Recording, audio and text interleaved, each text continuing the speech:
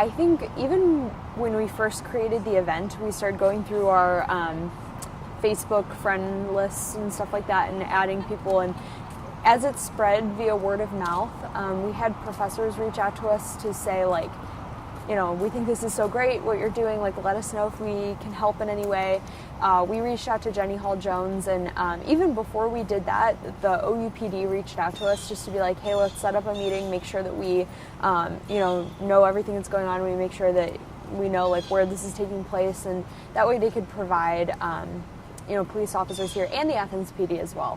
They wanted to make sure that we properly gained our parade permit and made sure that we had insurance. That's something that I really did not anticipate. I knew that we had to secure a parade permit, but as far as insurance goes, any time that you have a parade or a rally or march, you have to make sure that there's some sort of insurance in place to protect the students and faculty and everybody who's participating. That's, mostly so that if somebody trips on the bricks and breaks their ankle, it's like, who's held liable? Is that the organizers? Is that the student? Is that the university? So what I learned is that if it's a campus or a student organization-led event, they are protected under OU's insurance. So that was just kind of like one thing that they made sure that we knew.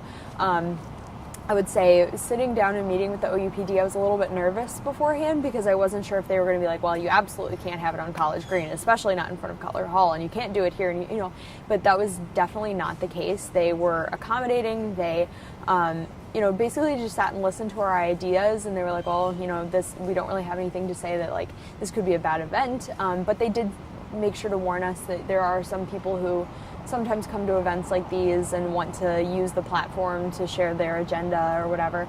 And he was like, I can't imagine anyone going up there and being like, yeah, sexual assault is a good thing, we need to not stop this, of course. But he did make sure to say, like, pick your speakers in advance, figure out who, like, the agenda for that evening, and try to not deviate from that, so that way you wouldn't have anybody come up and try to derail the cause.